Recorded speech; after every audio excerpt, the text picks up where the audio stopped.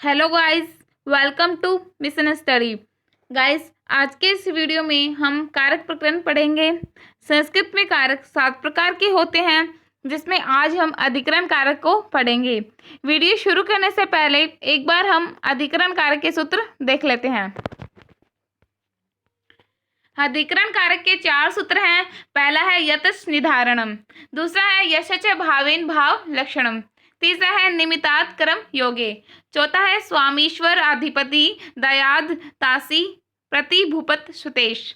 Guys, इन सूत्रों के अलावा अधिकरण कारक के जितने भी सूत्र हैं वो आप हमें कमेंट बॉक्स में बता सकते हैं। हम उनको नेक्स्ट वीडियो में करवाएंगे। So guys, let's start video. आज का हमारा कारक है अधिकरण कारक, जिसका पहला सूत्र है यतश्च निधारणम। इसका अर्थ देख लेते हैं। जाति, गुण, क्रिया अथवा संज्ञा के कारण किसी समुदाय से अलग करना निधारण है। अब यतश्च निधारणम में कहा गया है कि हमें 4 समुदाय बता दिए गए हैं। पहला है जाति, दूसरा है गुण, तीसरा है क्रिया, चौथा है संज्ञा के कारण किसी समुदाय से अलग करना क्या है, निधारण। ये 4 समुदाय बताए गए थे। और समुदाय जो शब्द है वो कौन सा है, वो सप्तमी विभक्ति का शब्द है। समुदाय जो है वो बोधक शब्द है और ये सप्तमी विभक्ति में होता है। अब इसके उदाहरण देख लेते हैं। जीवेषु मानव श्रेष्ठ, जीवों में मानव श्रेष्ठ है। अब इसमें मानव समुदाय की यहाँ पर बात की जा रही है। प्राणी समुदाय की, मानव समुदाय की बात की जा रही है। जीवों में मानव जो है श्रेष्ठ है।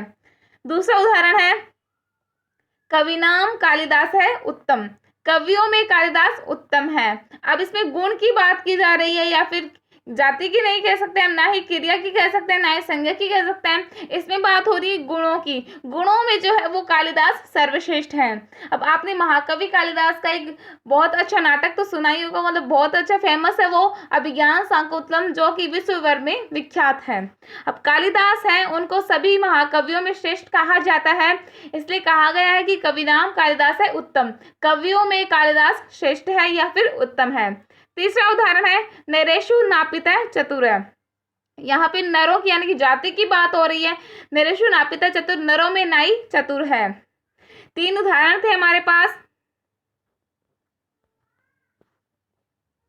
उसमें यतश्च निधारणम है, उसमें जाति, गुण, क्रिया अथवा संज्ञा के कारण किसी समुदाय से अलग करना निधारण है। समुदाय जो है वो बोधक शब्द है और इसमें सप्तमी विभक्ति आती है। और यतश्च निधारणम में जो है 4 समुदाय बताए गए थे। पहला है जाति, दूसरा है गुण, तीसरा है क्रिया, चौथा है संज्ञा। अब संज्ञा के कारण इनको अलग अलग उदाहरण भी बताए गए हैं यहाँ पर।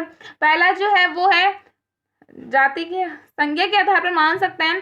पहला जो उदाहरण है वो संज्ञा के आधार पर है। जीवेषु मानव श्रेष्ठ है, जीवों में क्यों मानव श्रेष्ठ है। दूसरा था कविनाम कालिदास है उत्तम, कवियों में कालिदास उत्तम है। तीसरा था नरेशु नापितः चतुर, नरों में नाई चतुर है। दूसरा उदाहरण है यश्च भावेन भाव लक्षणम। इसका अर्थ देख लेते हैं। जब किसी काम के हो जाने के पश्चात दूसरा काम होता है तो काम हो चुका है उसकी समाप्ति बताने वाले पद में सप्तमी होती है।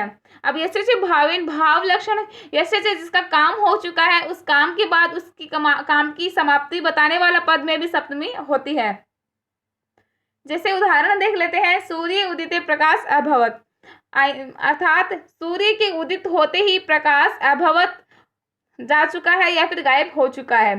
सूर्य के उदित होते ही प्रकाश जा चुका है। एक बार फिर से देखेंगे यश्च भावेन भाव लक्षणम को। जब किसी काम के हो जाने के पश्चात दूसरा काम होता है तो काम हो चुका है उसकी समाप्ति बताने वाले पद में सप्तमी होती है। जैसे पहला उदाहरण है सूर्य उदिते प्रकाश अभवत। इसमें बताया गया है कि जैसे कि पहला जो कोई काम है, कोई काम के हो जाने के पश्चात दूसरा काम होता है, जैसे कि सूर्य उदित होने के देख सकते हैं। ऐसे नहीं ये उदाहरण कि प्रकाश अभवत, जो पहले प्रकाश था, प्रकाश के जाते ही सूर्य उदित हो गया, यानी कि प्रकाश का जो कार्य है, मतलब पहला कार्य प्रकाश है, दूसरा है सूर्य उदित होना। पहले कार्य के पश्चात दूसरा काम होता है तो काम हो चुका है, यानी कि प्रकाश जा चुका है। इसकी जो समाप्ति बताने वाला पद है उसमें भी सप्तमी होती है। जैसे उदाहरण था कि सूर्य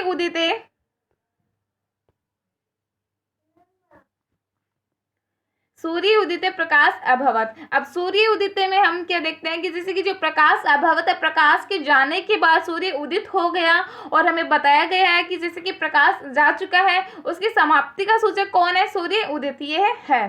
दूसरा उदाहरण है मेघे वर्षि कृष्ण गोवर्धनम धारितवान।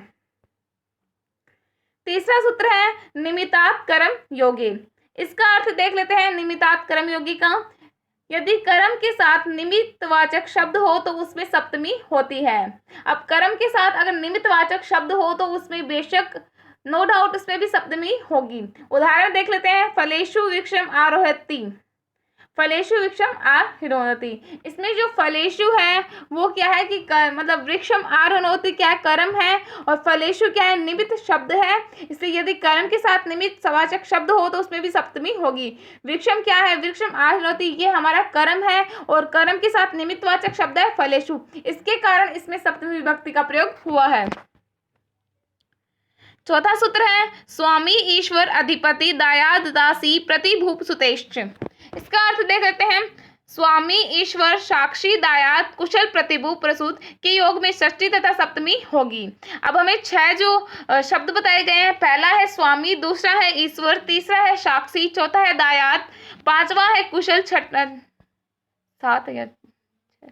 7 शब्द है, सॉरी।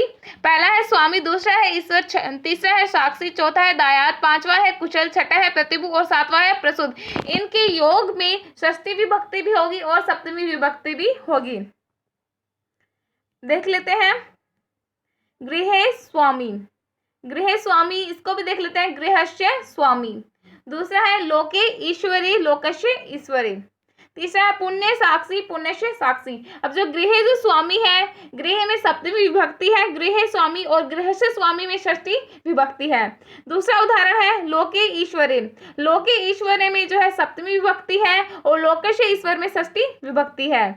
तीसरा है पुण्य साक्षी, पुण्य साक्षी में सप्तमी विभक्ति और पुण्यस्य साक्षी में षष्ठी विभक्ति है। फ्रेंड्स, इसी के साथ आज का हमारा ये वीडियो कंप्लीट होता है। Thanks for watching friends, keep supporting guys.